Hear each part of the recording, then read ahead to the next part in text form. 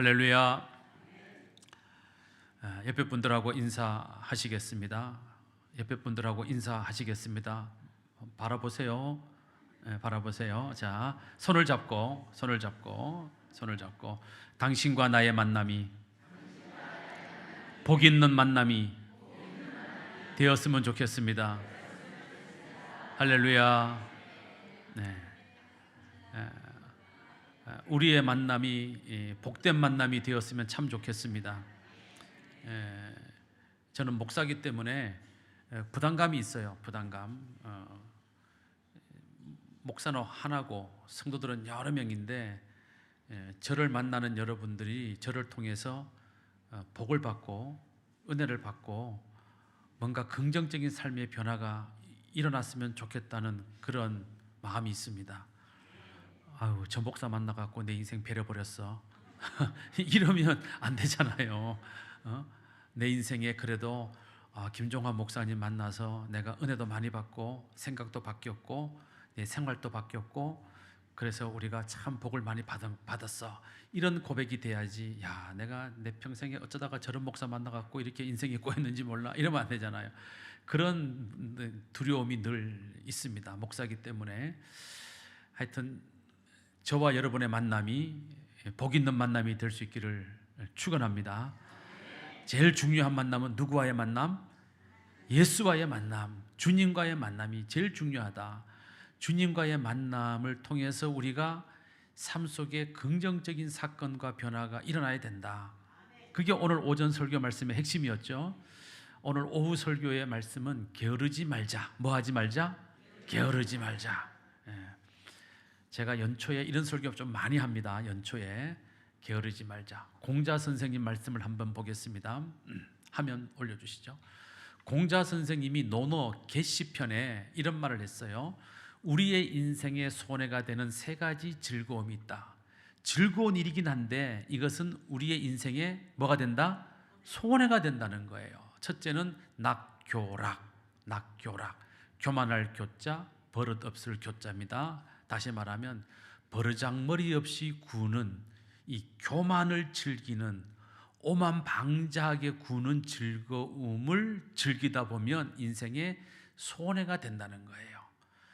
남 앞에서 좀 으쓱거리고 목에 힘주고 이것을 즐기는 사람들이 있습니까? 없습니까? 있어요. 그 사람 반드시 후회하게 되어 있습니다. 그래서 공자 선생님은 이런 낙교락, 교만하게 오만방자하게 구는 이 즐거움을 즐기다가는 인생의 손해를 보게 된다. 이렇게 말을 했고요. 두 번째, 낙일유, 편안할 일자에 헤엄칠 유, 편안하게 그냥 이렇게 헤엄치는, 다시 말하면 게을러 빠진 거죠. 게을러 빠진 거. 이것을 즐기다 보면 인생에 뭐가 된다? 손해가 된다는 거예요. 그다음 세 번째는 낙연락. 여기에 연자는 잔치 연자, 술자리 연자, 즐길 연자입니다. 그러니까 맨날 술 먹고 잔치 벌리고 그리고 인생을 재밌게 지내는 이 즐거움을 즐기다 보면 결국 인생의 손해를 보게 된다는 거예요. 이 세 가지 중에서 저는 오늘 낙일유, 게으름에 대해서 말씀을 드리려고 합니다. 게으름에 대해서. 미국 시카고 대학교에서 심리학과 교육학을 가르쳤던 미하일 로버트 칙센트미하이. 딱 이름이 어려워요. 부르다가 내가 죽을 이름이요. 부르다가 죽겠어? 미하일 로버트 칙센트미하이 박사님이 계시는데요. 자, 이분이 쓴 책 가운데 몰입의 즐거움이라는 책이 있어요. 몰입의 즐거움. 어떤 일에 깊이 몰입하면 거기에 뭐가 있다? 즐거움이 있다라는 거예요. 이거 여러분들 해보신 분들 있어요. 우리 여성분들은 뜨개질 막 하다 보면 아무 소리도 안 들려, 그죠? 근데 언제 시간이 갔는지 몰라. 그리고 뭔가가 만들어져. 즐거움이 있는 거예요. 이 몰입의 즐거움. 또 책을 읽어보신 분들 알아요. 책을 읽는데 거기에 그냥 훅 빠져가지고 그 책을 그냥 딱 잡고 끝날 때까지 일어서지도 않고 그 책을 끝까지 쫙 읽고 난 다음에 책을 탁 덮었을 때 그 기쁨이 있어요. 이 몰입의 즐거움. 어딘가에 몰입하는 즐거움이 있다라는 거예요. 그런데 여기 보게 되면 이분이 이런 말을 했어요. 이 책에서 이런 말을 했어요. 다음, 미하일 로버트 칙센트 미하이 박사가 사람이 언제 가장 불행한가? 이 책에서 이렇게 말을 했어요. 첫째, 만날 사람이 없을 때. 만날 사람이 없을 때 사람은 불행해진다는 거예요. 두 번째, 할 일이 없을 때 불행해진다는 거예요. 맞아요, 틀려요? 맞잖아요. 사람을 만나고 싶은데 만날 사람이 없어. 누군가를 만나고 싶은데 만나주지를 않아. 얼마나 불행합니까? 두 번째, 할 일이 없는 거. 아침에 눈을 떴는데 할 일이 없어. 출근할 데가 없어. 일할 데가 없어. 누구도 나를 찾지 않아. 얼마나 불행하냐 이 말이에요. 그래서 우리가 행복해지려면 만날 사람도 있어야 되고 할 일도 있어야 되는 거예요. 그래서 가장 좋은 건 뭐냐 하면 좋은 친구를 두는 거예요. 좋은 친구. 그러면 그 좋은 친구와 뭔가는 하겠죠. 그래서 우리가 좋은 친구가 필요한데 가장 좋은 건 뭐냐면요, 부부간에 친구가 되는 거예요. 부부간에. 그러면 뭔가 할 일이 있어. 근데 부부가 부부로 살잖아요. 처음에는 재미있어. 근데 늙어가지고도 부부로 살잖아요. 재미 하나도 없어요. 옛날 우리 어르신들, 아버지는 사랑방에 계시고 엄마는 안방에 계시고 대화라고는 하나도 없이 하면 아침밥이고 하면 숭늉 가져오라는 얘기고 그게 무슨 재미가 있냐고.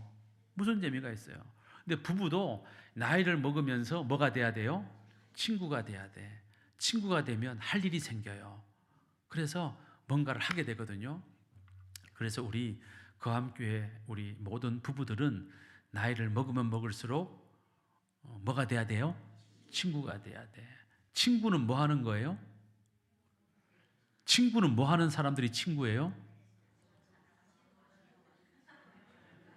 친구가 없으시구나, 여러분들은. 친구는 노는 게 친구예요. 노는 게 친구. 맞아요, 틀려요? 노는 게 친구야. 아니, 우리 애들 누구 만나서 놀아요? 맞잖아요. 노는 게 친구거든요. 다시 말하면 부부가 친구가 되어야 늙어서 함께 놀 수가 있어요. 근데 부부가 부부로 살잖아요. 나중에는요, 여자는 테스토스테론이 많아지고 이게 남성 호르몬이 많아지고 남자는 여성 호르몬이 많아져 가지고요, 서로가 대면해져요. 그래서 안 돼. 그래서 부부가 친구가 돼야 같이 놀 수 있다. 같이 논다는 말이 뭐예요? 함께 할 수 있는 일이 있다는 거예요. 일이 있다는 거. 그래서 우리 부부가 나이를 먹을수록 친구가 되려고 노력을 해야 된다 하는 것이죠. 자, 그러면서 이분이 이런 말을 했어요. 인생을 행복하게 사는 비결을 몇 가지 얘기했어요. 첫째는 구체적이고 확고한 목표를 가지고 살아야 인간은 행복할 수 있다. 구체적이고 확고한 목표. 나는 이걸 위해서 살아야 되겠다. 이 목표가 있어야 된다는 거예요. 돈을 벌어도 내가 이 돈을 벌어서 뭘 하겠다는 목표가 있어야 되는 거예요. 그냥 돈을 벌면 안 된다는 거죠. 그냥 돈을 벌면 힘들어요. 그런데 내가 이 돈을 벌어서 뭘 하겠다라는 목표, 확고한 목표가 있으면 돈 버는 일도 재미가 있어지는 거예요. 그런데 인생을 살면서 꿈도 없고 목적도 없고 그냥 하루하루 그냥 사시는 분들이 있어요. 하루가 너무너무 지겨운 거죠. 자, 그래서 우리가 확고하고도 구체적인 목표가 있어야 행복할 수 있다. 두 번째, 열정적으로 살아야 행복할 수 있다. 열정이라고 하는 것은 뭐냐면요, 무슨 일이든지 내가 열심히 즐거운 마음으로 하는 게 열정이에요. 그러니까 다시 말하면 그 일을 하는데 즐거워, 열정이 있는 사람입니다. 그 일을 하는데 마지못해서 하고 있어, 열정이 없는 거예요. 그러니까 우리가 무슨 일을 하든지 간에 열정적으로 즐거운 마음으로 해야 그게 기쁨이 되고 행복이 되는 거예요. 우리 주부들이 설거지할 때 그 설거지가 즐거움이 되면 행복하겠죠. 근데 그 설거지가 일이 되면 힘들어지는 거예요. 마찬가지죠. 목사가 설교를 하는 것이 즐거움이 돼야 돼요. 그러면 이 설교가 행복해져요. 근데 목사가 설교하는 게 일이 되면은요, 이것만큼 힘든 일이 없어요. 이것만큼 힘든 일이 없어. 여러분 생각해 보세요. 이 설교 한 편을 쓰려 그러면 어떤 청년이 저한테 물어봐요. 목사님 설교 주일날 설교 하시는데 몇 시간 준비하고 이 설교를 가지고 나오세요? 이렇게 물어보더라고. 그래서 제가 몇 시간? 몇 시간? 40시간은 준비해야 돼. 했어요. 이걸 누가 하겠어요, 이거를. 그러니까 이게 즐거움이 돼야 되는 거지. 모든 일은 그렇습니다. 무슨 일이든지 즐거운 마음으로 하면 그게 행복이 되는 거죠. 열정이 있으면.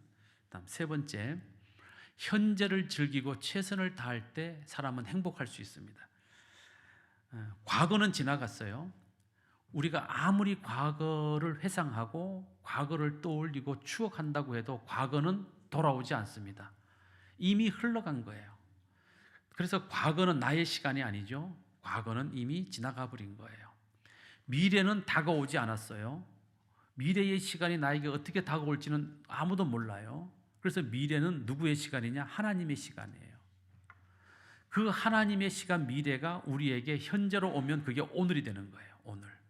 그러니까 우리한테 주어진 시간은 뭐밖에 없어요? 오늘밖에 없어요.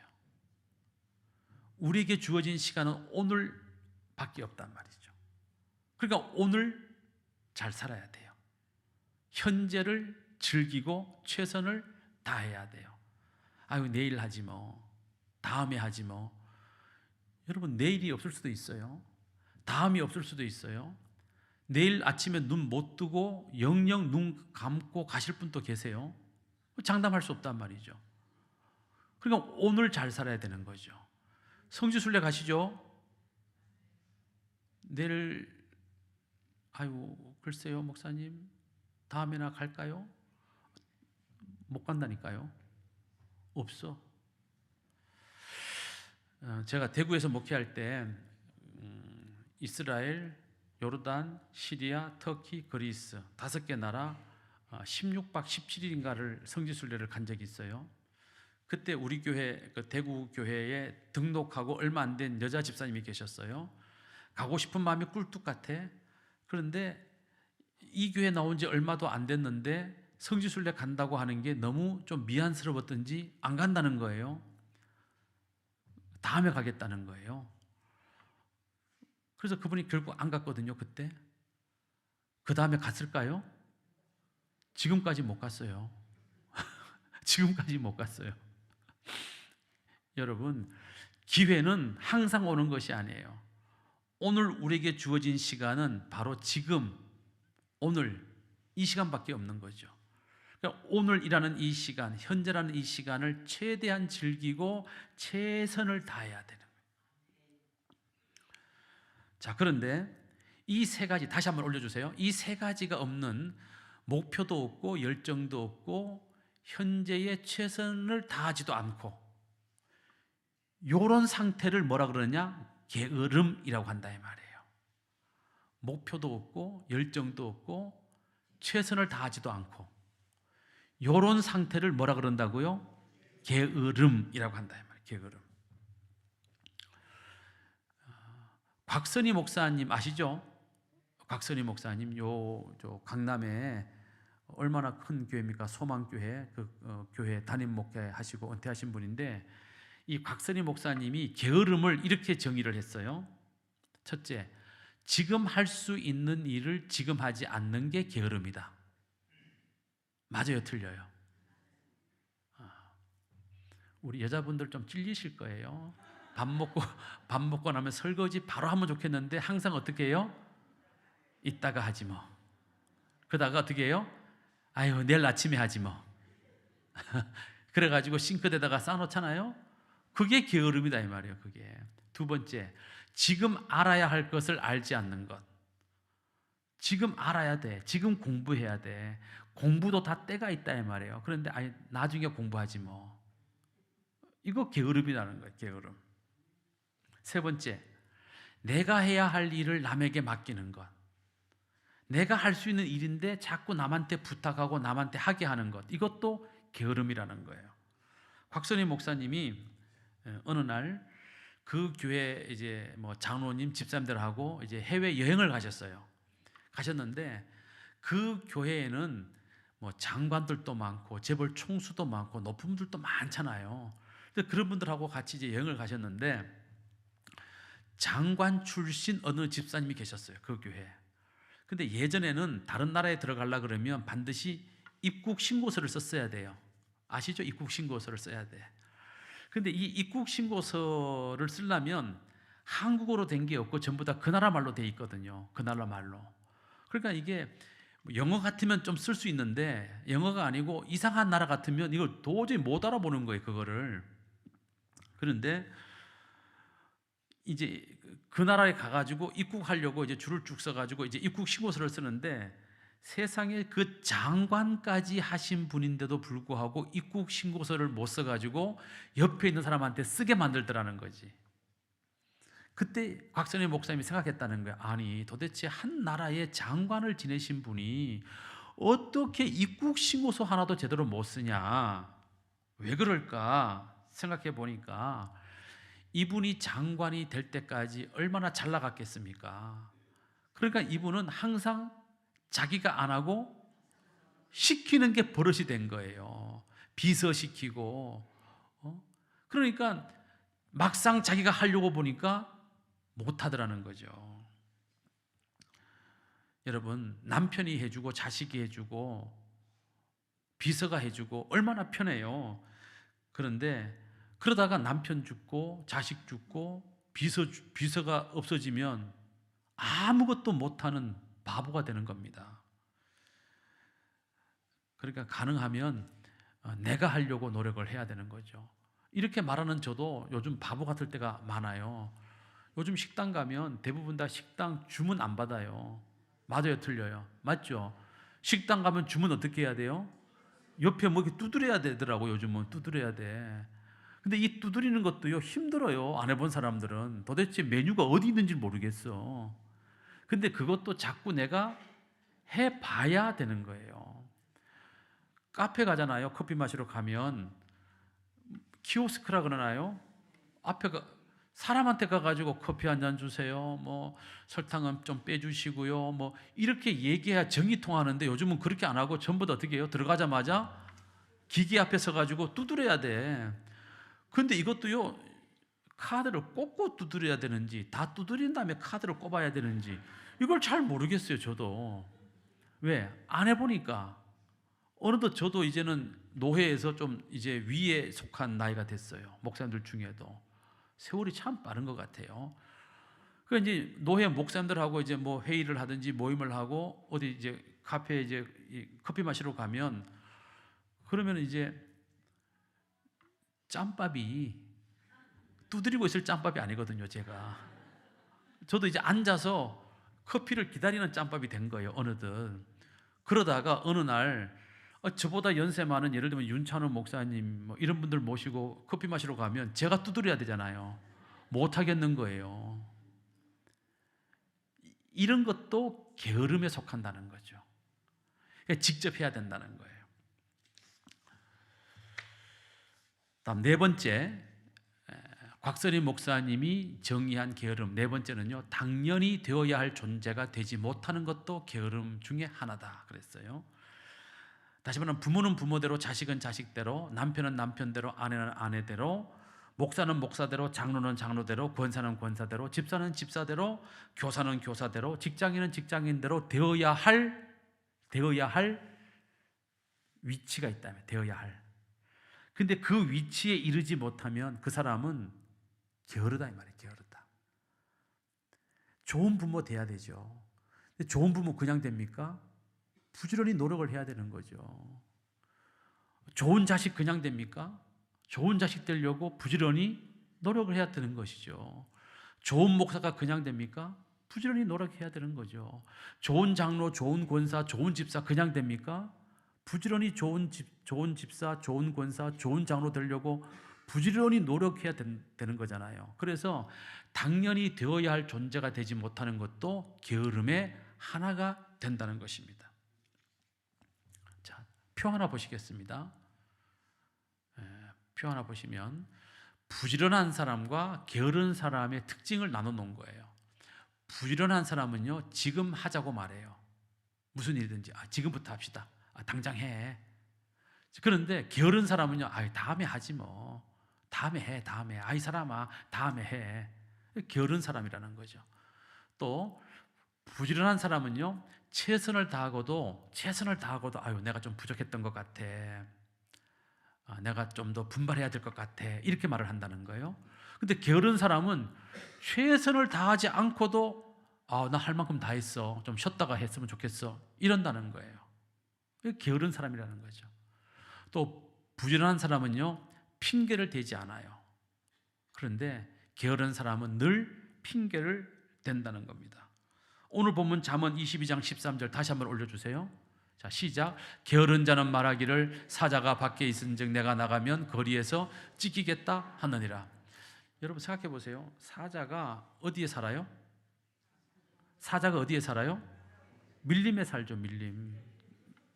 아프리카 세렝게티 살잖아요. 근데 그 사자가 거리에까지 나타날까요? 그런 경우는 거의 없어요.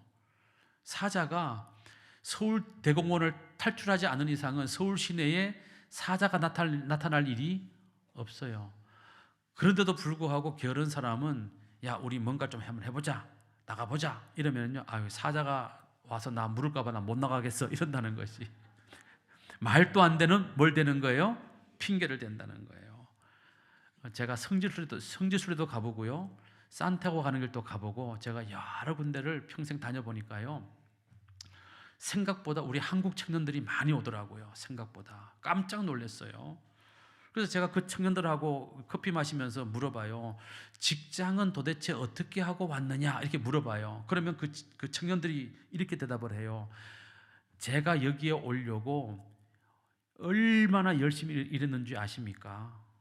정말 열심히 일했습니다. 그래서 직장 상사들에게 인정을 받아서 제가 쓸 수 있는 연차, 월차 다 묶어서 써서 여기에 왔습니다.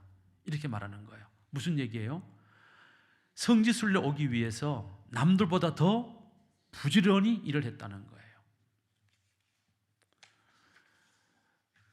또 그런가 하면 어떤 청년은 아예 직장 사표 쓰고 왔다는 거예요. 성지순례를, 산티아고 가는 길을. 아니 직장 그만두고 오면 어떻게 해? 이렇게 말을 하잖아요. 그러면 그 청년들이 이렇게 말합니다. 순례길 걷고 숙소 들어가면 컴퓨터로 인터넷 다 되니까 끊임없이 이력서 쓰고 자기소개서 쓰고 보내고, 심지어 영상으로 면접도 보고, 그래서 돌아가면 바로 출근할 수 있도록 준비하고 있다는 거예요. 정말 열심히 사는 청년들 아닙니까? 여러분, 여행도요, 성지순례도요, 돈이 있다고 하는 거 아니에요. 성지순례 있잖아요. 성지순례 여행도요, 시간 많다고 하는 거 아니에요. 결국 누가 하느냐? 부지런해야 하는 거예요. 오늘 성지순례팀 모였습니다. 그래서 올 10월 달은 너무 촉박하다, 내년 2월 달에 갔으면 좋겠다라고 잠정적으로 결정을 내렸어요. 그래서 가능하면 이스라엘, 요르단, 터키, 그리스까지 4개국을 한번 나간 김에 한번 다 보고 올 수 있도록 한번 준비를 해보자, 여기까지 결정을 했습니다. 내년 2월에 간다고 결정했으니까 여러분들 올 10월에 난 못 가 이랬던 분들 내년 2월에 갈 거니까 시간 좀 벌어졌잖아요. 그러니까 관심 있고 가실 분들은 우리 위인순 팀장님에게 계속해서 신청을 해주시면 좋겠습니다. 자, 그런데 제가 이렇게 말을 해도요, 어느 교회나 성지순례 가시죠 이러면은요, 대부분 어떻게 해서든지 갈 수 있는 방법을 찾기보다는 밖에 사자가 있다 라고 핑계를 댑니다. 자, 잠언 6장 9절에서 11절 말씀 보겠습니다. 시작. 게으른 자여 네가 어느 때까지 누워 있겠느냐? 네가 어느 때에 잠이 깨어 일어나겠느냐? 좀 더 자자, 좀 더 졸자, 손을 모으고 좀 더 누워 있자 하면 내 빈궁이 강도같이 오며 내 곰핍이 군사같이 이르리라. 자, 이 말씀 중에 가장 강렬하게 와닿는 말씀은 좀 더예요. 좀 더. 좀 더. 자는 걸 누가 뭐라 그러겠어요? 조는 걸 누가 뭐라 그러겠어요? 누워 있는 걸 누가 뭐라 그랬어요?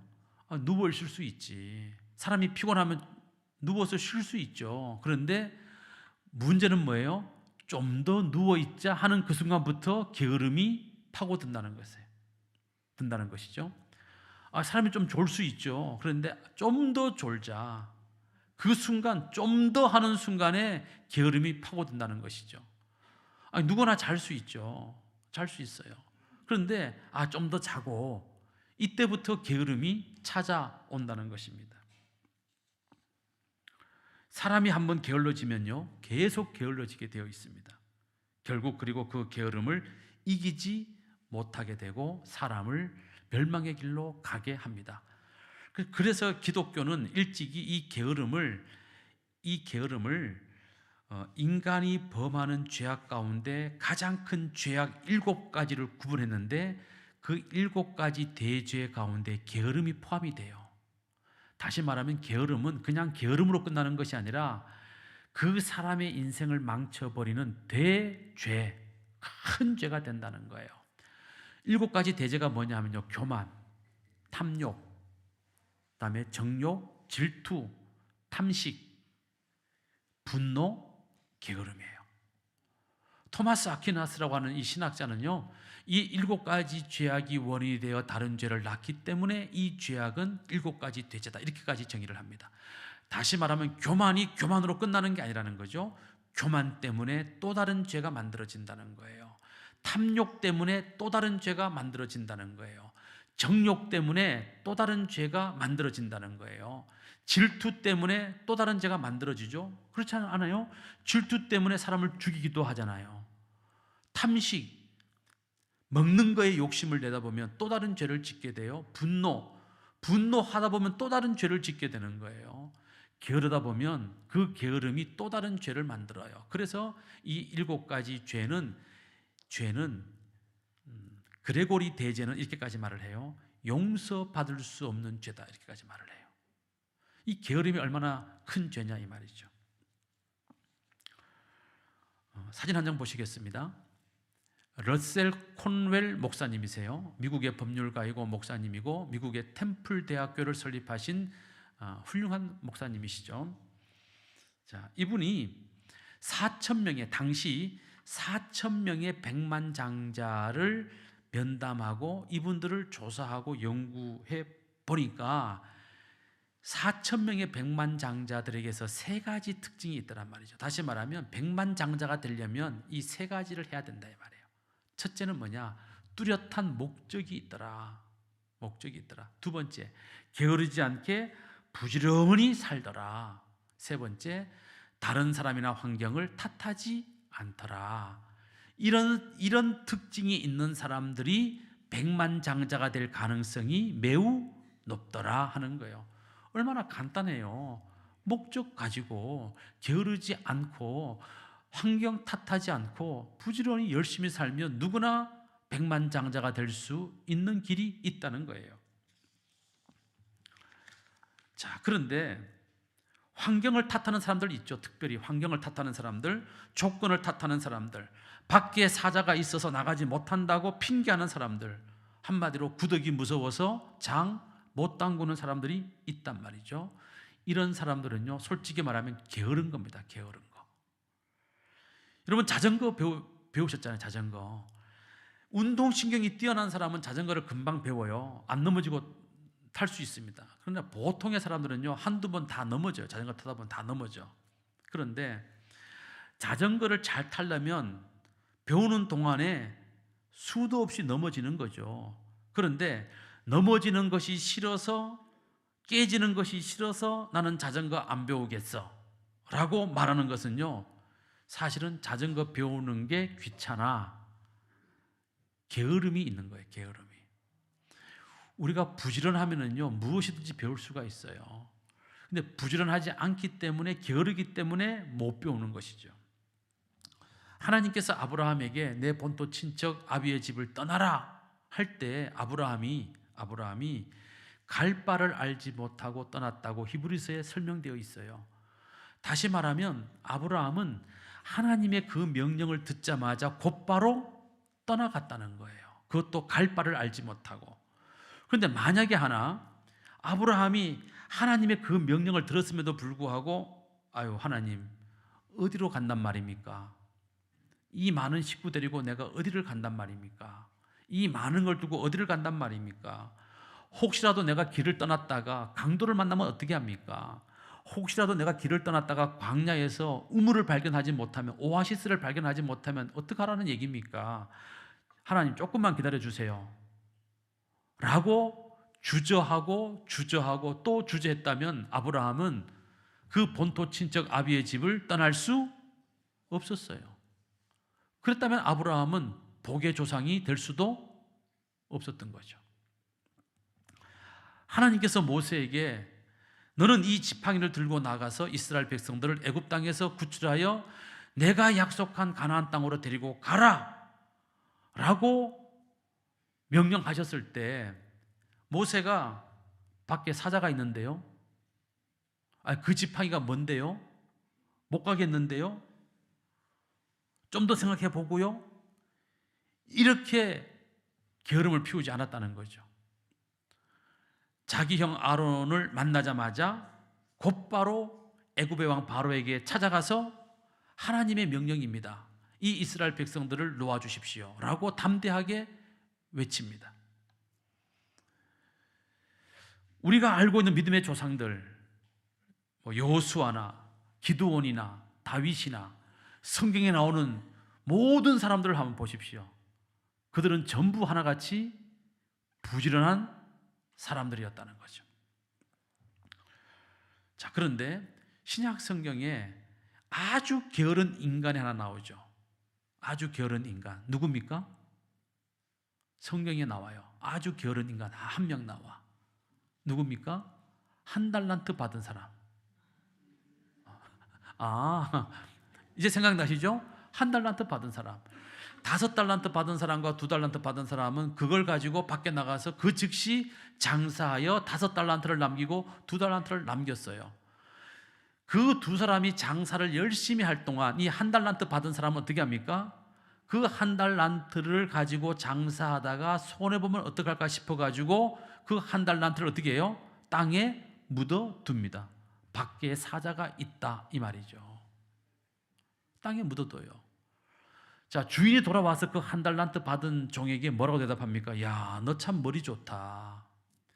너 그거 가지고 장사하다가 미쳤으면 너 나한테 뒤지게 혼났을 텐데 본전이라도 가져왔으니까 다행이다. 이렇게 말하지 않아요, 주인이. 뭐라고 말합니까? 이 악하고 게으른 종아. 이 악하고 게으른 종아. 다시 말하면 그 주인 눈으로 볼 때는요, 게으른 것과 악한 것은 같다 이 말이에요. 게으른 것은 그냥 게으른 것이 아니고 이 게으름은 악한 것이다 이 말이죠. 게으름은요, 하나님이 내게 주신 시간, 재능, 또 하나님이 내게 주신 모든 것들을 유익하게 사용하지 않는 죄가 되는 거예요. 그래서 우리가 부지런해야 됩니다. 인생을 성공했느냐 못했느냐, 사실 이것은 별로 중요하지 않아요. 하나님 앞에는. 하나님은요, 얼마나 우리가 열심히 최선을 다해 살았느냐, 이걸 더 중요하게 보신다는 말이죠. 만약에 하나님이 우리가 얼마나 성공했느냐를 보신다고 하면은요, 부자들만 천국 가겠죠. 적어도 사법고시, 행정고시 그 이상 패스한 사람만 천국 가겠죠. 하나님의 관심은 거기 있지 않아요. 하나님의 관심은 우리가 얼마나 성공했느냐, 우리가 얼마나 많은 돈을 모았느냐, 우리가 얼마나 많이 출세했느냐, 이거 별 관심 없어요. 하나님의 관심은 김종하라는 인간이 얼마나 성실하게 열심히 살았느냐, 이게 더 중요하게 보신다는 거죠. 그게 더. 왜? 사람은 사람마다 다 타고나는 재능이 달라요. 달란트가 다르다 이 말이죠. 어떤 사람은 노력하지 않고도 엄청난 결과를 만들어내요. 어떤 사람은 엄청나게 노력해야 겨우 요만큼 결과를 만들어냅니다. 그러면 하나님께서는 얼마나 노력했느냐를 보시는 거죠.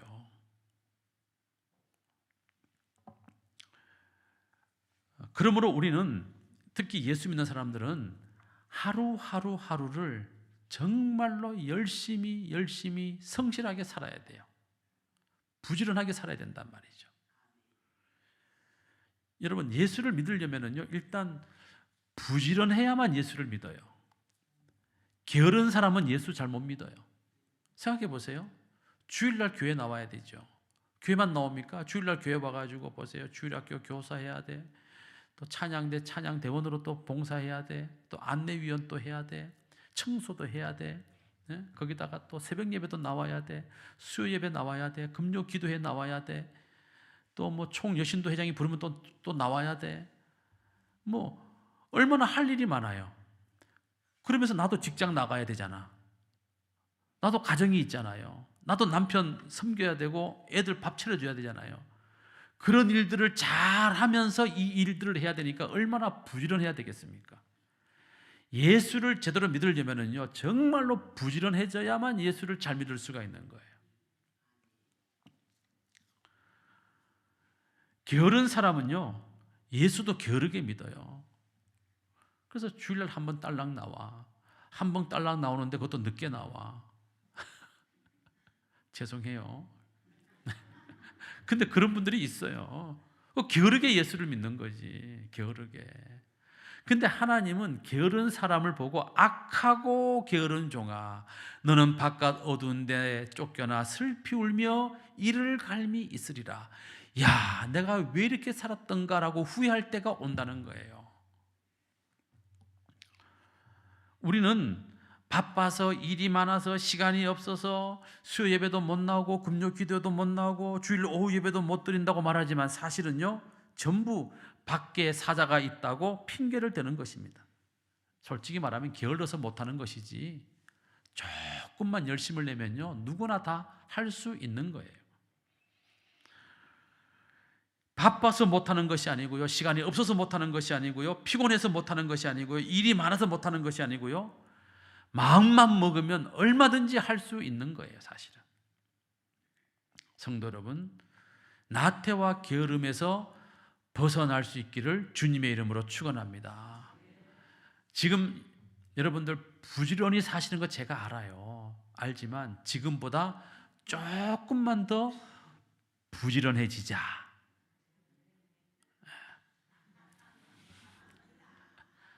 많이도 말고 지금 충분히 부지런하게 사시는데 지금보다 어느 정도만 조금만 더 부지런해지시면 믿음 생활도 훨씬 더 잘할 수 있다. 할렐루야. 예. 올해는 나태와 게으름을 딱 끊어버리셔야 돼요. 이거는요, 제 말이 아니에요. 로마서 12장 11절에 이렇게 말씀을 해요. 시작. 부지런하여 게으르지 말고 열심을 품고 주를 섬겨라. 이거 제 얘기 아니고 주님의 말씀이에요. 주를 섬기는데 우리가 어떻게 섬겨야 되느냐? 부지런하며 게으르지 말고 열심을 품고 주를 섬기라는 거예요. 아유, 목사님 어떻게 더 이상 합니까? 그러니까 많이 하려고 하지 말고요, 얼마만큼만? 조금만 더 하시면 된다고. 조금만 더. 지금보다 조금만 더 하시면은요, 여러분들의 믿음도 더 깊어질 것이고 교회는 더 부흥하게 될 것이고. 할렐루야. 그래서 올해는 우리 모두가 게으르지 말고 부지런하여 열심을 품고 주를 섬기는 여러분들 될 수 있기를 주님의 이름으로 축원합니다. 거룩하신 아버지 하나님, 주님은 부지런히 이른 새벽부터 밤늦은 시간까지 복음을 전하고 병든 자를 고치시고 귀신 들린 자를 치유하시는 삶을 사셨습니다. 그런 주님을 우리가 믿기 때문에 저희들도 주님처럼 열심히 부지런히 게으르지 말고 주어진 일을 감당하며 살아야 할 터인데 어느새 저희들은 나태함에 빠져서 열심을 잃어버리고 게으름 속에 살아갈 때가 너무나 많이 있었습니다. 오늘 로마서 12장 11절에 부지런하여 게으르지 말고 열심을 품고 주를 섬기라고 말씀하셨사오니 주여 우리 모든 그함의 성도들이 올 한 해 게으르지 말고 부지런히 열심히 주를 섬기며 살아가는 성도들 되도록 인도하여 주시옵소서. 예수님 이름으로 기도드리옵나이다. 아멘.